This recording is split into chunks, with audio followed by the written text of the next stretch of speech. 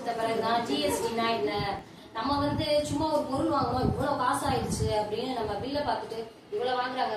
Super market போனா GST கீழே போட்டுப்பாங்க சார், ஆனா அதுக்கு வந்து என்ன அர்த்தம்ன்றது தெரியாது. ஆனா இப்ப வந்து நிறைய தெரிஞ்சுக்கலாம். வீட்டுக்கார வந்து கார்பரேஷன்ல இது டிரான்ஸ்போர்ட்ல இருக்காப்ல, அது நீங்க சொன்னீங்க தனியார் இது அது சம்மந்தப்பட்டது அடிக்கடி சொல்லுவாப்ல, நீ ஏதாவது கவர்மெண்ட் ஜாப் அந்த மாதிரி பாரு அந்த மாதிரி சொல்லிருப்பாரு.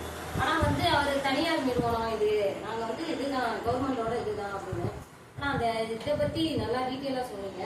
ஜிஎஸ்டி வந்து நிறைய தெரிஞ்சுக்கிட்டோம். நியூஸ்ல வந்து 15% கூட்டிட்டோம் இந்த மாதிரி இருக்கு அப்படின்னு சொல்லும்போது இவ்வளவு வந்துருச்சு அப்படின்னு நினைக்கிறோம்.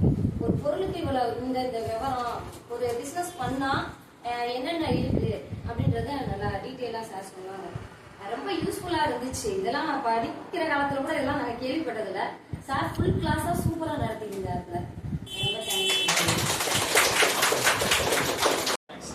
அப்படின்னு சொல்லிட்டு ஒவ்வொன்றுக்கும் ஒரு நம்பரை கொடுத்தோம். அப்ப யாரா இருந்தாலும் சரி அந்த நம்பரை சொன்னா என்ன ஆகும், நமக்கு ரோல் நம்பர் கொடுத்துட்டோம் இல்லையா, சீரியல் நம்பர் ரோல் நம்பர் நம்ம படிக்கிற மாதிரி கொடுத்துட்டோம். அதே மாதிரிதான் இதுவும் அந்த நம்பரை வச்சு இந்த நம்பர் இந்த பொருள் தான் இதுக்கு இந்த டாக்ஸ் தான் பார்க்கறதுக்காக அந்த இது வச்சிருக்காங்க.